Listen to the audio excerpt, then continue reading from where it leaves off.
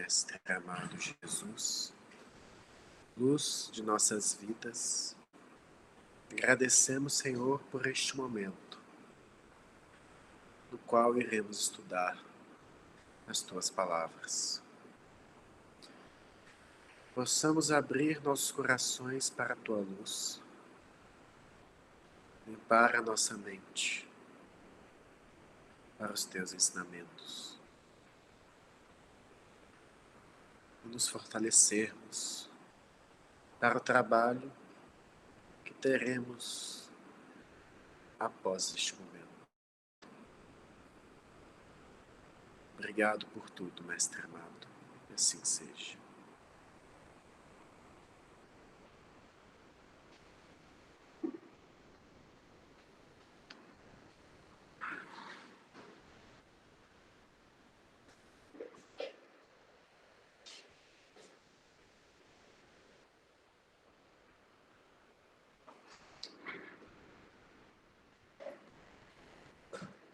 Então vamos começar o capítulo 6 de João.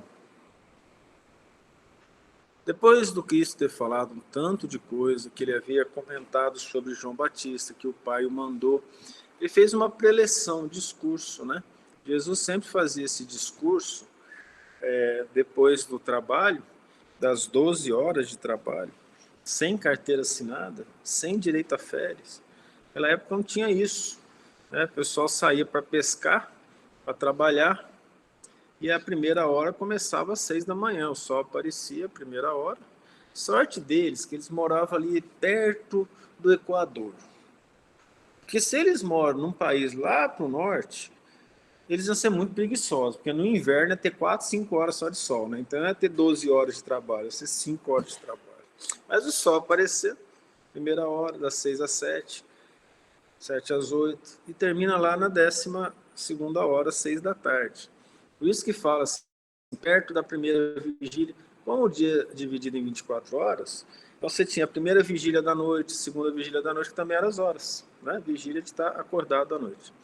Então, naquela época, quando as pessoas terminavam o trabalho, principalmente, tinha muitos servos, né? Sempre na terra, pelo menos até o momento, a maioria das pessoas trabalhavam como servos ou empregados. Não eram donos dos seus próprios negócios, não eram nobres.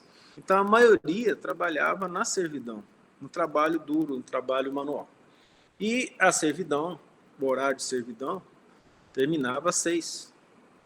Então, Cristo recebia as pessoas, depois de um tempo, depois do serviço, ele se colocava sentado num barco, no mar de Tiberíades ou em Cafarnaum, aonde Pedro e os apóstolos pescavam. Ou ele sentava numa praça. Na época tinha uma praça, e a Palestina daquela época não era igual à Palestina de hoje. Ela não era deserto, ela era bonita. Se vocês quiserem entender a Palestina daquela época, coloquem no Google as paisagens do Líbano. O Líbano mantém parte da vegetação da época, mas a Palestina não, eles perderam bastante. Então, o que se chamava deserto, o pessoal achava então que ali era cheio de deserto, mas a palavra deserto foi traduzida que não tem gente. Então, quando Cristo foi multiplicar os pães, foi para um local deserto, ele não foi para um deserto de areia, ele foi para um local onde não tinha gente, que as pessoas se assentaram na relva à frente dele. Então, não era o deserto em si, né, no caso que a gente está acostumado. Porque, por exemplo, você fala da Antártida ou do Ártico, né, que o nome é o mesmo. Ártico, do gelo, Antártica é anti-ártico, ou seja, oposto. Tem o mesmo significado. É deserto gelado. É porque não tem gente. Compreende? Então, você vai falar assim, a Amazônia é um deserto. Não tem gente lá na floresta em si. Compreende? Então, ele ia para um local deserto. E várias vezes se fala que ele foi para um local deserto meditar. Ele foi levado ao deserto e foi tentado pelo demônio. Então, esse deserto é um local deserto. Mas, sim, existia ali alguns desertos de areia. Então, depois do Cristo ter falado, partiu para o outro lado do mar da Galileia, que é o de Tiberíades. E uma grande multidão o seguia. porque via os sinais que operava sobre os enfermos. Olha, vocês devem ter percebido que os nossos estudos, eles demoram, né? Quase não anda um versículo, dois. Aqui, por exemplo, a maioria pode ver apenas um texto. Mas nós aprendemos com a mediunidade do Chico e com as preleções escritas de Emmanuel, o significado disso é muito profundo. Eu sou lembrado aqui a chamar a atenção para um grande trabalhador espírita, que foi Papa, chamado Honório de Abreu, de Belo Horizonte, fundador do Grupo Espírita Emmanuel. Ele começou a fazer um estudo na Bíblia, tem até uma apostila, talvez seja possível encontrá-la. E nessa apostila, ele começou a estudar a Bíblia com toda aquela bagagem do Papa de outrora, em que eles pegavam e analisavam o tempo do verbo, o que era disso, o que Jesus dizia, o que era o outro lado do mar da Galileia. Eles estudavam o mapa, via a época de Jesus, né? E Emmanuel trouxe, então, a ideia muito profunda sobre o que os apóstolos, os escritores dos evangelhos, os evangelistas escreveram, que eles foram inspirados. E muito do que está escrito a gente não pega porque passa despercebido. Uma grande multidão seguia. Então, vou fazer aqui uma conversa. Hoje, uma grande multidão segue Jesus? Sim, né? Mas chega na metade do mundo é cristão, né? Então, a multidão segue Jesus. Porque via os sinais que operavam sobre os enfermos. Mas hoje a multidão não vê os sinais, ela lê e ouviu falar, esperando receber. Veja que o evangelista não escreveu pela sua fé. Vocês entenderam? A multidão não estava seguindo Jesus, mas pelos sinais que ele operava. Qual que é a esperança, considerando o indivíduo de hoje, daquele que ia atrás de Jesus, devido ao fato de que ele operava sobre ser curado? Curar de quê? Qual que é o maior idade atual, considerando a parte física e a parte moral? A parte física, o que mais mata, doutor? Mulheres. Porque se você for fazer uma estatística, tem muito mais viúva do que viúvo. Então, né? Mas tudo bem, não vamos usar estatística, esse favor. Então vamos esquecer isso, tá? Tá bom. O que mais mata? Doenças cardíacas? Doenças cardíacas. Então o indivíduo está lá cardíaco e vai atrás de Jesus. Ele tem fé que ele vai ser curado. Vai ser difícil para o cardíaco ir atrás de Jesus, mas ele quer ser curado. Ele está indo atrás de Jesus. E o que mais? Câncer. Naquela época não sabia que era câncer. Imagina a quantidade de gente que foi curada de câncer por Jesus e ele nem sabia que tinha. Mas como você chega a uma conclusão dessa? O livro do André Luiz conta um caso muito interessante em que o indivíduo estava começando a ter um coágulo na artéria coronária esquerda e ele não podia passar por aquilo. Então ele foi ao centro espírita, pode ser qualquer religião, e lá, enquanto eles estavam fazendo o estudo, os espíritos atuaram sobre ele, dissolveram o coágulo, sem que ninguém ficasse sabendo. O seu André Luiz contou para a gente. Então vocês imaginam a quantidade de cura que teve, ou não existia câncer naquela época? Quando é que eles começaram a falar que as pessoas morreram de câncer? Quando descobriram que era câncer. Aí o pessoal começou a falar assim, não, mas antigamente as pessoas não morriam com esse negócio de colesterol. Hoje em dia eles estão morrendo com o negócio de colesterol, que agora sabe que é. Compreende? Então, imagina a quantidade de cura que ele fez, assim, câncer. Mas então tá bom, a parte material. Qual que é a principal ação íntima, espiritual da humanidade? O que a pessoa quer ser curada? Ela não sabe que é egoísta. Egoísta sabe que é egoísta.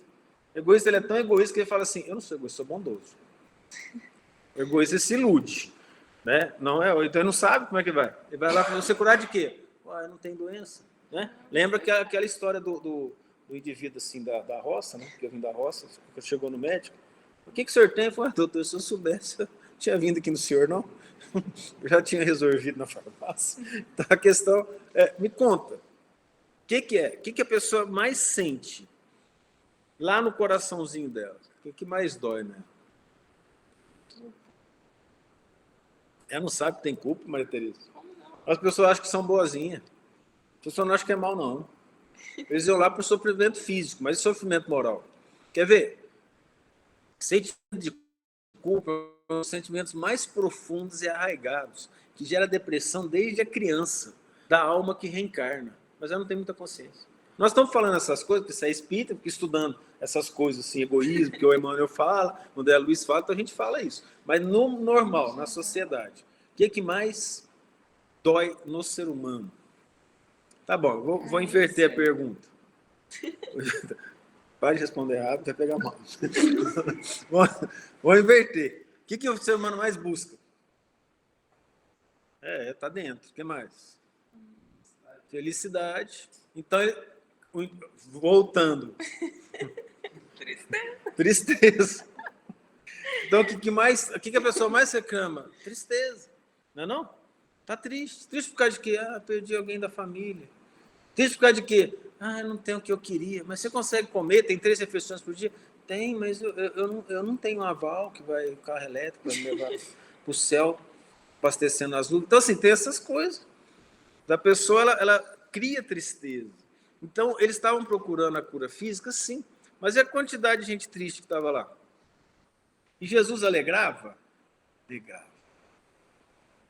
Alegrava. Nas narrações fora do Evangelho, Jesus trazia alegria para a alma. Vou dar um exemplo. Livro Sexo e Destino, do André Luiz.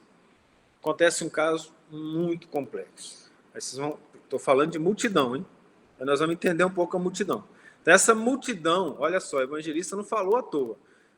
Grande multidão seguia, porque via os sinais que operava sobre os enfermos. Por que não é uma explicativa? Oração explicativa? Não é isso? Está explicando o motivo. Por que operava os enfermos? Senão ele ia falar assim, porque acreditava nele. Porque considerava que ele era o Filho de Deus. Porque considerava que ele era o Messias. Não. Porque ele operava sobre os enfermos. Entenderam a questão? Essa multidão, esse nome vai ser chamado quando Jesus entra em Jerusalém e a multidão gritou, Hosana ao Filho de Deus. E depois, no outro dia, fala, crucifica. Multidão. A estatística da multidão ela é diferente da do indivíduo. A psicologia funciona para a multidão. Você é capaz de prever, por exemplo, o chamado, não sei o que de rebanho, como é que é? Comportamento de rebanho. Porque esse comportamento de rebanho, a multidão é capaz de, num determinado problema no país, saquear, roubar, ser violento. O indivíduo sozinho não faz. Não faz. Ele precisa de uns 3 ou 4 para fazer a bobagem com ele. Quando a gente era criança e queria fazer alguma bobagem, a gente fazia sozinho ou chamava os colegas? Já viu a criança fazer bobagem sozinha? Ela não faz. Ela vai sofrer a consequência sozinha. Isso aí acaba, com o passar do tempo, mostrando a questão da multidão, a característica da multidão procurada. Aí eu voltei sobre o livro Sexo e Destino. Acontece um caso interessante, muito triste. Uma senhora está falecendo, está à beira da morte. O marido dela, uma pessoa engerado, um advogado, administrador, e entra uma moça, a feição de enfermeira, que era a secretária dele, e começa a cuidar dessa senhora, e presente estão 2 espíritos, um deles o André Luiz e Tobias, eu não vou esquecer o nome do outro, que tinha sido o pai da senhora que está desencarnando naquela encarnação, mas já estava desencarnado. E, resumindo a conversa, eles estão cuidando da senhora, enquanto o marido está sentado à cabeceira e a moça do outro lado, ele põe a mão por trás da cabeceira e pega na mão da moça que está cuidando. Compreenderam a questão? Mesmo na presença da doente. A doente toma um remédio, adormece, os 2 saem e vão para uma sala. E lá na sala, para trocarem carinho, o André Luiz ia sair. porque os espíritos também respeitam a intimidade dos outros. E o pai da senhora falou, não, espera para você ver o que vai acontecer. E o senhor, então, começou a se declarar para a moça. Eles já estavam juntos, e ela, enquanto recebia a declaração de amor dele, ela estava pensando em outra pessoa. E a consciência dela doía. Aqui eu vou dar exemplos de comportamento humano e um pouco de multidão. Depois, quem lê o livro vai descobrir que essa pessoa que habitava o pensamento dela enquanto o senhor falava era filho dele. Então, olha que situação interessante isso. Olha a gravidade das questões. E o André Luiz e o outro que eu esqueci o nome ficaram lá olhando, e eles então começaram a trocar essas carícias, e a mulher começou a chorar, a moça começou a chorar. E ela começou a chorar, e quando ele perguntou para ela sobre o motivo do choro, ela não foi sincera. Ela falou assim, problemas familiares, estou com muito problema lá em casa, e ele tentou consolar. Quando viu que ela não ficava consolada, ele buscou um bloco de cheques. E lá fez um valor endinheirado para a moça parar de chorar. Acho que não precisa entrar em detalhes sobre as índoles. Entende? No que ele faz isso, o André Luiz chega à seguinte conclusão. É uma visão que eu nunca ouvi ninguém falar, mas eu vou falar que vai ser um pouco dolorida. O André Luiz percebe que, observando o comportamento deles, trazendo de volta os pensamentos do passado, com o olhar de crítica, gerou vibração baixa que incentivou os dois a terem a discussão e terem esse tipo de conversa. Entenderam a profundidade disso aí? O olhar de crítica dele e do colega, rememorando os defeitos do passado, mesmo já superados, olhando com crítica para os dois, fez com que a vibração do ambiente baixasse e os dois se sentiram fortemente mais atraídos, porque eles se excitavam pelo sentimento de culpa. Aí eu pergunto, eles sabiam que eles estavam com sentimento de culpa? Vocês compreendem como a coisa é profunda? Complicada? Nesse momento, quando André Luiz percebe isso, eu vou chegar no ponto do Jesus trazendo alegria, quando ele percebe isso, ele comenta, as nossas vibrações facilitaram esse comportamento infeliz deles. Ora, o André Luiz, por causa da vibração daquele momento, não agiu como obsessor, estando lá para amparar? Ou ele já é perfeito? Entenderam a questão? São detalhes difíceis de serem pegos assim na literatura se você não olhar com muito cuidado, não parar, analisar, ver o que está escrito ali. Por que eu falei isso? Aí ele fala assim, e o meu companheiro, a vibração estava tão baixa, ele estava desencarnado, que eu o vi como se fosse um homem encarnado, tamanhas vibrações baixas que ele estava. Parecia um encarnado, porque ele perde a luminosidade, o espírito tem luz. Quando o espírito tem virtude, se liga a Deus, ele se ilumina. Eles têm várias cores. Eles têm uma aura, por isso que tem aqueles, como é que chama? Retratistas dos santos, né? Os pintores, colocam uma aura assim na cabeça. Os espíritos superiores têm uma luz na cabeça e saindo do peito e das mãos e dos olhos. E aí os médiuns, que eram pintores, colocavam isso na representação icônica disso. Ok, então o desencarnado, com pensamentos infelizes, ele não tem cor, ele é escuro. Ele tende ao vermelho, ao cinza, ao preto. O espírito desencarnado que se liga a Deus, ele tende a ter uma aura luminosa, e a cor varia bastante. Ela tende ao azul, ao claro, ao lilás. São as principais cores, ao verde, ao anil, que são cores associadas a vibrações mais limpas, certo? Compreenderam essa questão? E quando ele fala isso, ele começou a temer para ver o que esse desencarnado colega dele ia fazer. Quando vê, entra um senhor no aposento. E os nomes, nós descobrimos isso, dos mentores do André Luiz tem sempre um significado. E o nome desse era Félix, que significa felicidade, em latim, cujo sinônimo é Fausto, que também é faustoso. Então, chamar o indivíduo de Félix ou Fausto tem a mesma ideia, que vem de feliz. entra o Félix, um senhor. No que o Félix entra, o André Luiz se sente tocado intimamente. Ele fala que tem vontade de chorar, da onde que ele conhece aquele ser amável, que parece que ele foi filho, ele não chega a falar isso, mas ele dá a entender que ele voltou aos tempos de criança e se sentiu aconchegado como um pai o auxiliando. Ele não fala dos sentimentos do outro. Mas, imediatamente, quando o Félix olhou para os dois encarnados, como um raio atravessou o pensamento deles, a mulher doente. E a moça, naquela vibração, se sentiu culpada e foi tratar da mulher. E, quando ela falou isso, o marido também se sentiu culpado e não se contrapôs. Os dois entraram num estado de um pequeno arrependimento. Compreenderam? Nós estamos falando de um ser com características de bondade que não está muito diferente das pessoas bondosas encarnadas. Então ele transmitiu, o André Luiz fala que ele tinha uma luz em volta da sua cabeça e que bastou a presença dele que ele mudou o comportamento e mudou o comportamento dos dois encarnados. Entenderam? Compreenderam?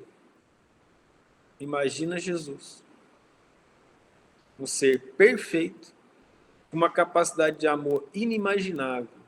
As pessoas chegavam perto dele, sentiam culpa, mas felicidade.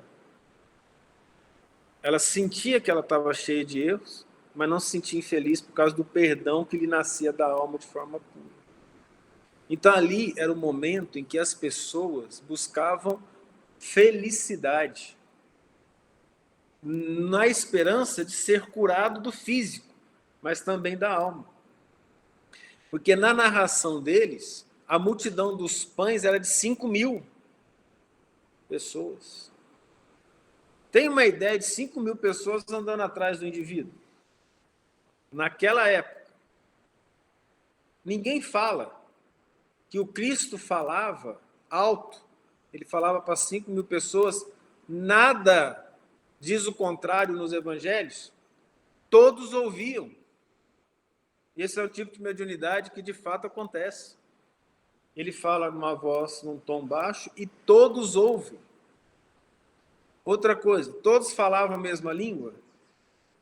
Também é um tipo de mediunidade, que o médium fala numa língua e todos entendem. Lá em Pentecostes, que foi citado na Bíblia, aqui no Evangelho. Então, Cristo mexia as forças mediúnicas da natureza e eles não foram os evangelistas incentivados a contar todas as virtudes de Jesus. Só contou aquelas necessárias para tocar o coração dos mais difíceis, porque o resto não entenderia. Então, a multidão, ela está cheia de culpa. Então, está certo, mas ela não sabe. Ela está cheia de egoísmo, porque eles estavam procurando a sua própria cura. Apesar que tem um exemplo lindo, que eles baixam um aleijado no telhado da casa de Pedro, as pessoas para curar o aleijado, curar o amigo deles. Por outro lado, nós lemos dos 10 leprosos, quando ele estava indo para Samaria. Chegaram longe do Cristo e falaram assim, nos cura. Ele curou. Os 10 vão e mostram para o sacerdote. Foram, só um voltou para agradecer. E Jesus fala para ele, onde estão os outros? Também não foram curados? Então, esse é o tipo de multidão. Essa é a multidão. Fazer parte da multidão não tem vantagem nenhuma. Porque da multidão que seguia, Cristo escolheu 12. Os melhores? Não. Está bem claro. Nós vemos a negação de Pedro, as dificuldades dos outros? Não. E vários, cerca de 500 discípulos, que não são citados, mas que acompanharam. Esses apóstolos apresentaram na presença de Jesus ciúmes? Sim. Quando a mulher de Zebedeu pediu para que Cristo colocasse um filho à direita e outro à sua esquerda no reino dos céus. E os apóstolos acharam ruim. Então a questão é, o que eles tinham que eles não faziam parte da multidão? Virtudes? Sim, com certeza. Virtudes maiores do que a dos outros? Não. Força de vontade em fazer o bem, que é o que é chamado no nosso Evangelho segundo o Espiritismo. A vontade rara. Transformar a si mesmo. Eu, como multidão, eu sou egoísta e não sei. Eu sou culpado e não percebo. Eu quero a cura só para mim, como uma base do meu egoísmo, sem pensar nos outros. Eu procuro a felicidade não no auxílio ao próximo, mas eu procuro a felicidade minha e só para mim, que é uma felicidade egoísta. Eu não entendo as culpas que eu carrego, porque eu me desculpo o tempo todo. Enquanto o meu íntimo diz não, o meu consciente diz que eu sou bondoso. O meu consciente diz que eu estou no caminho certo, mas lá no íntimo, se eu fosse capaz de olhar para mim mesmo, eu veria a tristeza que me assola. Entenderam o conceito de multidão? De um modo geral? Então vamos passar por uma ciência, hoje chamada pseudociência, mas pseudociência não significa falso. Pseudociência significa que o mesmo fenômeno, obrigatoriamente, dois observadores não têm a mesma opinião daquele fenômeno, chamado de psicanálise. Começada, de uma certa maneira, em 1886 por Freud, que começa a usar o chamado hipnose, depois o método catártico. Em 1900, Freud, diz que a psicanálise realmente começa. E o que ele descobre? Fora do veio universitário. Por isso a dificuldade de ser aceito inicialmente. Ele usa o método clínico e começa a observar as pessoas. E alguns casos interessantes o deixam assustado, e os escritos dele deixam a Europa empavorosa. Resumindo, de uma maneira geral e livremente, as conclusões dele: somos todos hipócritas. Cristo falava hipócritas, raça de víboras. Por que ele falou isso? Porque no método catártico ele pergunta para a pessoa: não aconteceu isso, eu estou dando a ideia, estou aqui dando uma, de professor. E aí, você gosta da sua sogra? Ah, aquela megera, não gosta de jeito nenhum. E da sua esposa? Ah, sou obrigado a aguentar, tenho os filhos. Tá? Isso é indivíduo hipnotizado. Aí tira da hipnose, e aí, o que você acha da sua sogra? Maravilhosa, faz almoço todo domingo. É muito bom não hipnotizar genros, tá? Perto da sogra. Aí você chega, e aí a sua esposa? Ah, a mulher da minha vida, mãe dos meus filhos. O que está acontecendo? O que está vendo aqui? Qual que é a diferença nessa situação? Aí ele faz, então, uma análise catártica, que não é bem uma hipnose. Ele bota o dedão aqui na testa da pessoa, assim, para a pessoa ficar olhando para frente, enquanto ele vai fazendo pergunta para a pessoa se concentrar no dedo e falar o que está na cabeça dela sem ficar pensando. Por isso que eu contei o caso daqueles dois, da moça, quando foi perguntado o que aconteceu. Ela fugiu. E olha o que Jesus falou: conhecereis a verdade vos libertará. Então, a pessoa que não tem culpa, ela mente? Não tem jeito, ela não tem medo do que ela está falando. E se ela, mesmo tendo feito errado, e ela não quer errar mais, ela mente? Não, ela vai contar o que ela fez. E se ela quiser continuar errando? Ela mente. A coisa é simples. É simples. Veja, conhecereis a verdade, ela vos libertará? É porque o indivíduo que quer se libertar, ele é sincero.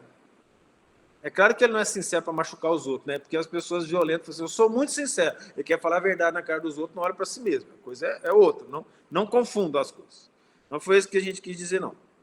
Não é isso. Então vamos voltar lá para o Freud.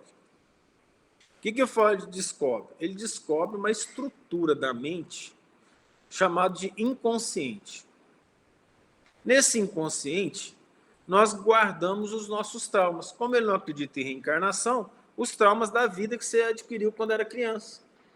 Mas é a parte do estudo da mente mais próximo do que nós podemos dizer da análise espiritual do reencarnado. Porque o indivíduo traz trauma, ele vai falar: foi da infância, a gente já sabe que não. Já foi de outra vida também. Mas, de qualquer forma, não importa se a pessoa sabe a causa ou não. O psicanalista fazendo o trabalho para ajudar a pessoa, ela vai ser ajudada de qualquer forma. Se o trauma aconteceu na infância ou noutra vida, ele precisa ser resolvido. E também tem uma coisa interessante, a gente projeta os traumas, e pega o trauma da vida passada, que eu tinha com meu pai, e projeta no pai de hoje. Então, na verdade, não deixa de ser um trauma de infância, entendeu? Mas aí a interpretação é mais complexa. Aí o que acontece? Nessas análises dele, ele percebe que o consciente regula as coisas e esconde o inconsciente, que quer o tempo todo se manifestar, e a pessoa reprime. Então, a culpa quer se manifestar e a gente reprime. E o superego, que é uma outra parte da estrutura mental, é a parte que ele fala, estão escritas as normas e as regras, nós vamos chamar de consciência, que fala assim, você está errado, você não pode fazer isso. Então, ele tenta associar a consciência com a estrutura cultural para que as pessoas não vejam que ele está errado fazendo errado. E ele vai e abafa o inconsciente. Mas chega um momento, graças a Deus, que o inconsciente somatiza. Ou seja, ele aparece no corpo. O sentimento de culpa da pessoa é tão grande, e ela vai evoluindo aos poucos, que aquilo vai aparecer de alguma forma. Se não aparece através da verbalização, da análise de si mesmo, e de um trabalho profundo de melhora íntima, ele vai aparecer com coisas absurdas. Por exemplo, nos casos de Freud, uma mulher tinha dores, problemas nas pernas, passava mal, desmaios, chamada Ana O, por ele, em que vai se descobrir que ela cuidava do pai doente, tinha muita raiva e o desejo íntimo era que o pai morresse. Mas ela não assumia isso para ela.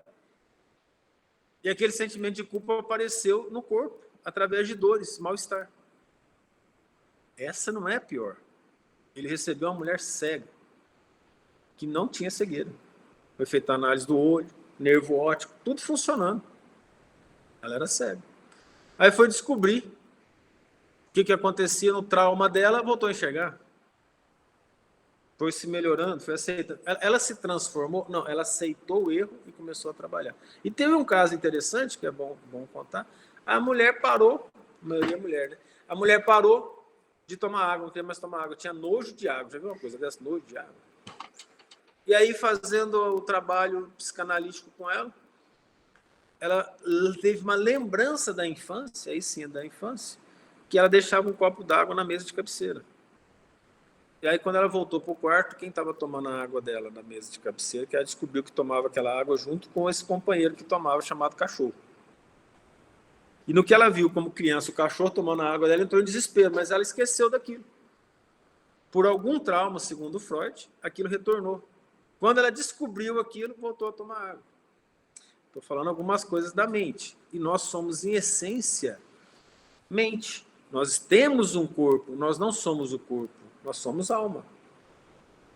A alma age sobre o corpo, por processos complexos, na qual a mente está envolvida. A mente é a representação do espírito. E a mente, se eu não olhar para dentro de mim e analisar os meus defeitos, e não tem seita ou doutrina no mundo mais direta em relação a isso que a doutrina espírita. A doutrina espírita assusta os outros. A maioria das religiões fala assim, não, você é bondoso. Você está indo à missa todo domingo? Tô. Está comungando? Tô. Está tomando a hóstia? Tô. Seus pecados estão perdoados. O indivíduo volta para a sociedade, faz maldade, todo domingo vai lá e é perdoado. Se a mente é capaz de aceitar isso, não dura muito. Vai chegar uma hora e falar, mas não é possível que eu estou perdoado toda semana. E continuo fazendo a mesma coisa, só se Deus é bobo, né? Não, mas o padre tem poder de perdoar. E aqueles que foram perdoados, me desculpe, mas eu preciso ser enfático, aqueles padres que eram pedófilos e perdoaram os outros. O que aconteceu com os perdão? Largou? Ali não tem um ser humano, não? Quer dizer que você fazendo seminário, você vai para o céu? Vou largar a mão de viver, vou fazer seminário. Nós precisamos parar de ficar pensando coisas, às vezes, como se Deus fosse ignorante e que nós podemos esconder de Deus o que nós somos. Multidão. Então, eu posso fazer parte da multidão ou não. Eu posso ser levado pela multidão ou não. É isso que eu acabei de falar. É a maioria ou a minoria das pessoas? Então, multidão.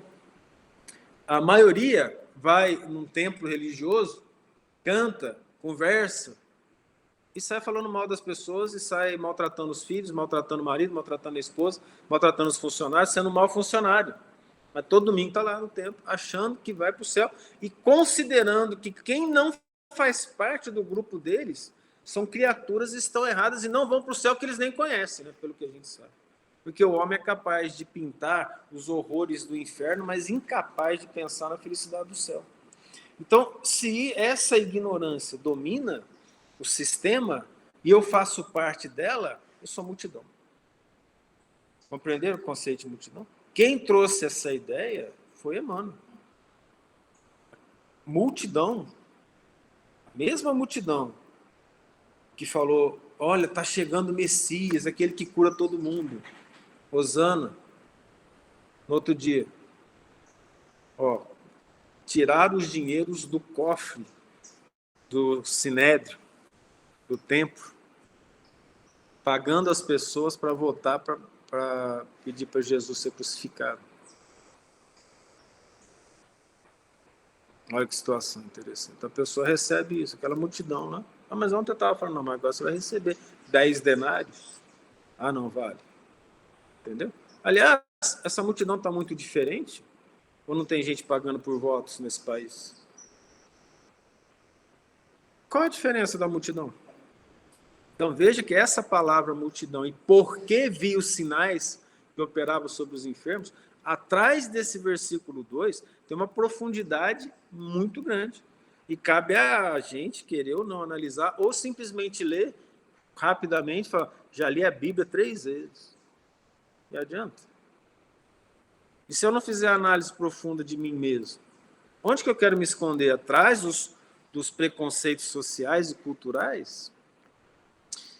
Hoje estão repetindo Jesus, os ateus, é até interessante isso. Eu vi um ateu repetindo Jesus assim, você não é dono de nada. Se você compra um terreno, você na verdade não está comprando, você está alugando o terreno para construir uma casa, que você na verdade está alugando até você morrer, porque a casa não vai com você. Então você está alugando por um tempo, que é o tempo de vida. Olha que interessante. Se você compra um determinado bem, ele é seu até quando? Até ele acabar ou até você acabar e o bem ficar. Ateus falando isso. Ateus. Na palestra de, sei lá, que dia foi? Quarta-feira? Palestra de quarta-feira, estava falando sobre observar os pássaros do céu, né? Sobre essa questão. Jesus vem e fala assim, eu vou falar de outra maneira, olhai as avezinhas do céu, elas nem plantam, nem colhem, nem guardam alimento em celeiro, mas o Pai que está nos céus as alimenta. Se o Pai fez assim, depois eu vou pular lá para frente, se o Pai fez assim o corpo, né, que vale mais, o que vale mais? O lírio do campo, você, ser humano? Se ele fez o corpo, ele fez a alma. E o que sobrevive? Se eu não sou ateu, o que é eterno? O que é eterno? Não é alma? Então eu preciso ser bem claro, eu sou ateu ou não? Não, então eu acredito em Deus. Então, se eu sou uma pessoa coerente, eu vou atrás de tudo que Deus me oferece para entendê-lo. Hoje nós lemos uma lição muito bonita, 164, Fonte Viva. Maravilhosa, maravilhosa lição. Nós não somos capazes intelectualmente de compreender Deus, mas nós somos capazes de sentir, e sentir o seu amor em nós. E é verdade, basta eu me ligar. Se eu não fechar minha cabeça e meu pensamento para entender Deus, eu vou senti-lo. E aí que vem essa conversa. Quer dizer, então, que eu não preciso preocupar com a minha comida, com a minha bebida, com a minha roupa? Não falou isso. Ele não falou isso. Porque senão eu vou largar tudo e vou virar mendigo. E aí eu deixo os outros trabalhar para mim. Nosso evangelho explica bem isso. Ele está dizendo, não dê mais valor às coisas materiais do que às espirituais. Voltando ao raciocínio. Se eu não sou ateu e eu quero acreditar em Deus, eu vou atrás do que Deus me oferece. Então eu vou analisar budismo, shantoísmo, hinduísmo, os ismos da vida, catolicismo, protestantismo, espiritismo, umbanda, candomblé, quimbanda. Fala assim, quem aqui representa Deus? Buda? Maravilhoso, tem exemplos maravilhosos. Tem um livro chamado A Pérola da Ásia, livro pequenininho que conta resumidamente a história de Buda, que é maravilhosa. Tem lá significados absurdos, profundíssimos. As 7 virtudes que Buda trabalha para poder conseguir chegar ao nirvana, a perfeição. Se todo mundo fizesse, o mundo fosse budista e todos fizessem, estava feito. Mas ele é um representante do Cristo, pelo que nós aprendemos no Espiritismo, ele veio em nome do Cristo. Ele tem uma frase dele que ele fala assim: estava no espaço, olhei para baixo, senti piedade de vocês e resolvi encarnar. Buda falou isso. Aí você vai atrás dessas... Buda, o nome dele é Siddhartha Gautama, né? Buda significa o iluminado. E ele não é gordinho, ele era magrinho, entendeu? Aquele desenho dele gordinho, alguns falam, é um monge japonês, um monge... Não, aquilo lá é porque a representação do artista é que ele era cheio de virtudes. Entendeu? Eu pesei 152 quilos, eu pensei seriamente em colocar uma tanguinha para a Praça da Liberdade para ver se eu ganhava vida. Mas não teve jeito, resolvi mudar de ideia e acabei indo dar aula, que é quase a mesma coisa. Aí olha só que coisa interessante em relação a isso. Você pega o outro, Gandhi. Gandhi tem ele fala assim, ele tinha o capítulo 5, 6 e 7 de Mateus escrito do lado da cama dele. Ele falava, se todos os livros da terra forem queimados e esse sobrar, a sabedoria humana está salva. Está falando do Cristo, Gandhi. Então, se eu encontro em Cristo o representante de Deus, e se eu sou uma pessoa coerente e não sou ateu, o que eu tenho que fazer da minha vida?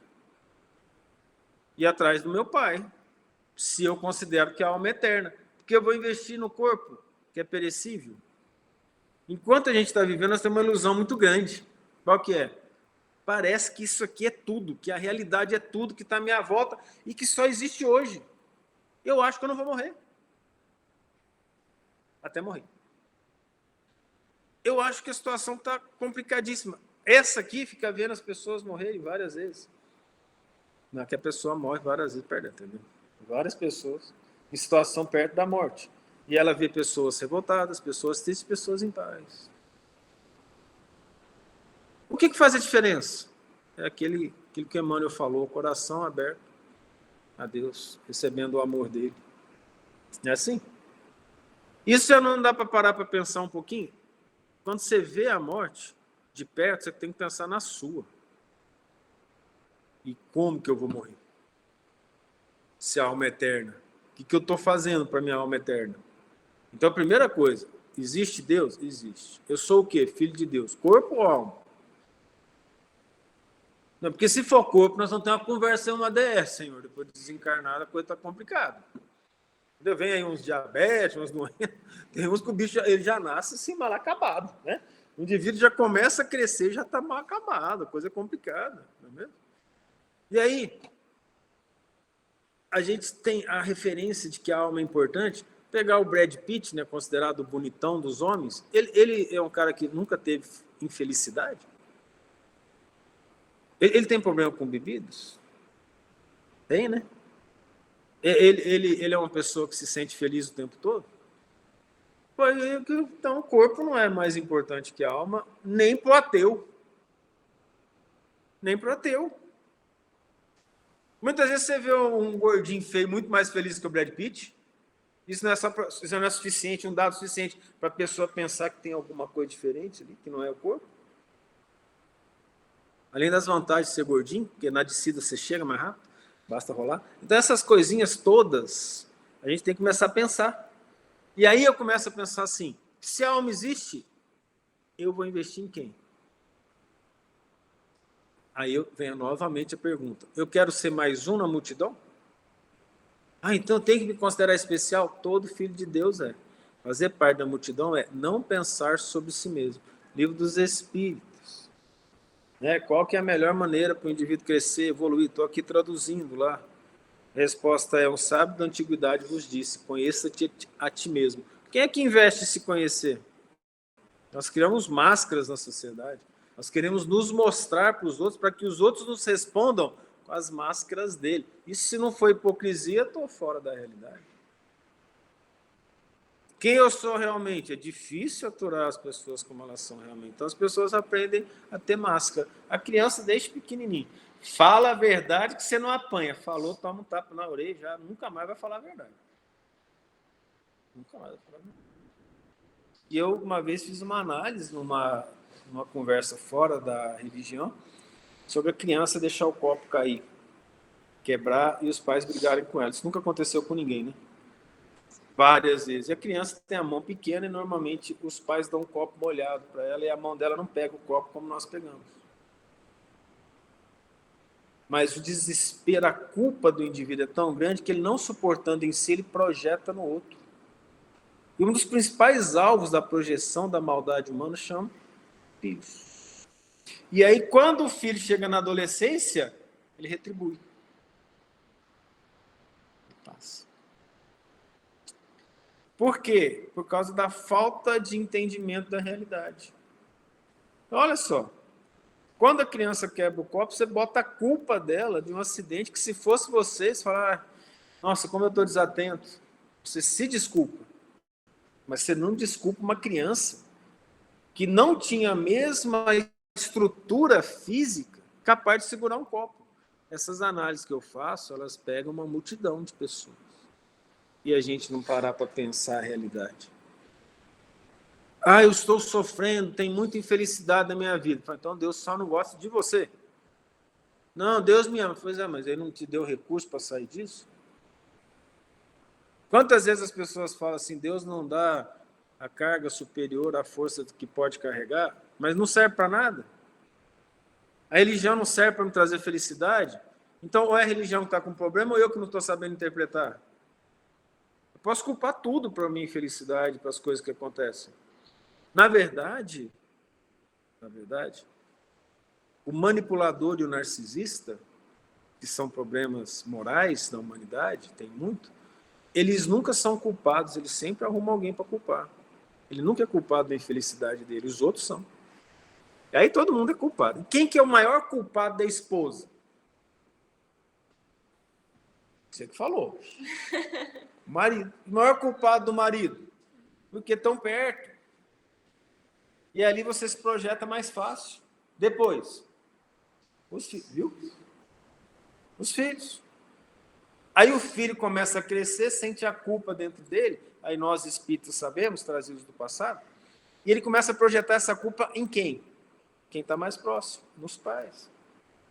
O pai é culpado de tudo, eu sou só assim. Tem até uma música que fala, eu sou rebelde porque o mundo quis assim. Assim. Bota a culpa na humanidade inteira. Aí a pessoa vai se relacionando, e aí o sentimento de culpa é jogado para aquelas pessoas em que ele está namorando, que ele está junto. Se ele não se resolver, nada o resolve. Então, ele sendo incapaz de doar amor, ele quer receber. Invariavelmente, os espíritos me contaram uma história interessante, me fazendo analisar, de uma pessoa que trabalhava muito, chegava em casa, e a esposa queria carinho dele. Só que eu trabalhava demais, trabalhava 12, 13 horas por dia. Trabalhava. Eu estudava, tá?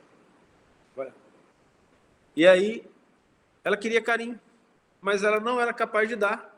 Então ela ficava numa posição de assim, ele não me ama, porque ele não me dá carinho, mas o homem chegava morto. E a esposa fazia o quê? O dia inteiro dentro de casa. O dia inteiro. E ela ficava na expectativa de chegar para ver se ele ia demonstrar amor para ela. O indivíduo botava as coisas dentro de casa e ela na expectativa de chegar e ser tratada como princesa. Já não era? O dia inteiro sem fazer nada? Olha que situação interessante. Então, ao invés dela chegar, como você está, vamos cuidar de você, ela queria ser tratada como princesa. O indivíduo não tinha energia para fazer nada, ele tinha que dormir. Eu falo isso, então, acho que a senhora morou em São Paulo, né? Como é que é a vida em São Paulo? Aí o indivíduo sai lá do emprego 6 horas, chega em casa às 9, né? Ele não dá tempo nem de comer direito, dorme às 10 para acordar às 4, pegar o ônibus mais 2 horas e entrar no trabalho às 6, ou seja, o que faz? Ou às 8? Uma pessoa dessa. Hoje o pessoal não quer casar mais, até que faz sentido, né? A pessoa dessa está casada, chega em casa, a mulher está cuidando de casa, ela fala assim, você não vai me tratar como princesa? O cara chega assim com os olhos bugalhados. Vocês entendem a questão? Porque nós não somos capazes de doar, a gente quer receber. E aí, uma vez eu cheguei a uma conclusão, fazendo análise do comportamento humano, eu falei assim, o carente, ele nunca vai ser satisfeito, a carência é infinita. Você pode passar um tempo, 3 dias, 4 dias, dando carinho, a pessoa não está satisfeita, ela quer mais. Mas ela não é capaz de dar. E aí Jesus ensina. Ele ensina que doando de si, você recebe a felicidade. Aí a pessoa que dá amor, que dá carinho para os outros, ela se sente melhor. Olha que interessante. Parece uma contradição, mas não é. Porque Deus nos criou assim, semelhante a Ele. Deus é amor e doa constantemente. Todo o universo é a manifestação da mente dele. Ele abarca o universo todo. E além das fronteiras do universo? Não deixa de ser o universo, ele abarca, porque ele sendo infinito, o infinito para ele é unitário, é simples. Abarcando tudo, enxergando tudo e vendo tudo, ele nos dá o livre-arbítrio para que escolhamos por nós mesmos se queremos ou não segui-lo. Mas lá dentro de nós, uma força nos chama para ele, que é a força do amor da criatura para o Criador. Mesmo que ela não saiba da existência dessa força. Por isso que a multidão o seguia. Porque a multidão queria felicidade sem saber porquê e sem se conhecer. A multidão queria a alegria e a felicidade a que todo filho de Deus está destinado.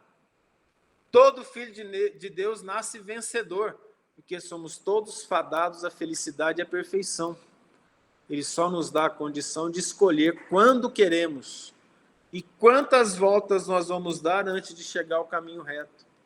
E o Cristo avisou sobre isso. É fácil? Não. Porfiai por entrar pela porta estreita, porque grande e espaçosa é a porta da perdição, aonde a multidão entra. A porta estreita entra o indivíduo. O indivíduo não pode chegar a Deus sem o auxílio do próximo. Mas Deus não vai perguntar para o próximo o que você fez da sua vida. Se existe realmente São Pedro e aquela fila enorme para entrar no céu e fica imaginando a burocracia, que a situação é grave, aí eles vão chegar lá e falar assim, ô Maria Tereza, Thales, olha o que você fez da vida dele. Mas São Pedro, a vida era dele. Não quer saber, ele te culpou, a culpa é sua. Amigão São Pedro. Onde que as pessoas não param para pensar até numa coisa simples dessa? Eu já falei, o céu e o inferno é suficiente para a pessoa mudar de vida. Porque ela pode ser católica, carola, não pensar em nada disso que nós falamos, e falar assim, eu quero ir para o céu, ela tem que ser boa. De outra forma, não tem jeito, ela vai para o inferno. Ninguém parou para pensar, quantos por cento é necessário para ir para o céu? 50% mais um? 50% mais um? Tô beleza, eu fico lá anotando assim, hoje eu sou 12 horas do dia eu faço 11 horas e 59 eu faço maldade, depois eu faço bondade. Tem jeito? Isso aí é a pessoa que foi 90%, que céu que tem para ela? E a pessoa que foi 51%, que céu que tem para ela? E a pessoa que foi 49,9%? Como é que é o arredondamento de Deus? Sabe que dizia o padrão mesmo aqui da Terra? Assim, eu estou nos 50, mais ou menos 2, como é que eu faço aqui? 48, eu vou ou não? É igual aluno pedindo nota. Então é só imaginar as coisas, começar a pensar na realidade. Por que a alma não é realidade? Por que Deus não é realidade? Sendo que ele se manifesta para nós pelo raciocínio, pelo sentimento. Então agora cabe a nós, então, nós paramos aqui em multidão. Escolhermos se continuaremos como multidão ou se nós sairemos da multidão para caminhar em direção ao nosso Senhor Jesus Cristo, os ensinamentos imensos que ele nos traz. E Jesus subiu ao monte e assentou-se ali com seus discípulos. Ora fala discípulo, ora fala apóstolo. Não falou dos apóstolos, falou discípulos. Então, olha que interessante. Ele não se assentou com a multidão. Ele se assentou com seus discípulos. E não é o mesmo que multidão, que não o procurava porque operava sobre os enfermos, porque já entendia o que ele ensinava. Entende a diferença? Então aqui fica o nosso chamamento. Eu sou discípulo do Cristo, eu faço parte da multidão.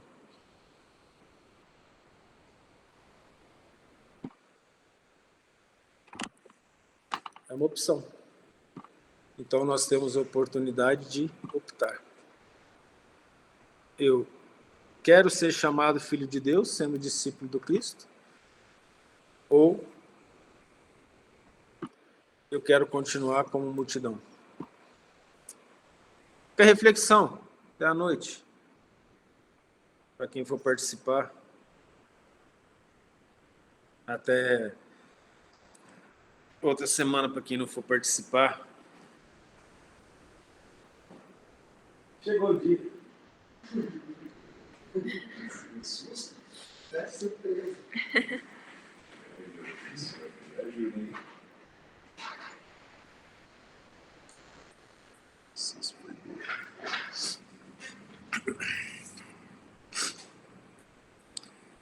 Senhor Deus, nosso Pai, em nome de Jesus Cristo, gratidão por essa hora de estudos em Sua palavra, Senhor. Gratidão por ter nos dado gente tão boas, espíritos de luz, espíritos amigos, para fazer com que a gente ande no caminho de Sua palavra. Obrigado, Senhor, por nos despertarmos hoje em nossa cama, em nosso lar, ter o que comermos. Obrigado, Senhor, por ter para onde voltarmos, um lar aconchegante, um alimento para nós. Obrigado, Senhor, pela vida, pela natureza, por tudo que vem para a gente, Senhor. Obrigado pelos tropeços do dia, para que possamos aprender cada vez mais. Peço humildemente, Senhor, que nos cubra com seu manto de luz, de milagres, para que nos ajude cada vez mais a encontrar com a paz interior. Gratidão, Senhor, por esse dia, por começarmos a semana falando em Sua palavra. Te coloco em minha frente, Senhor, para que me livre de todo mal. Me ajude a vigiar as palavras que saem da minha boca.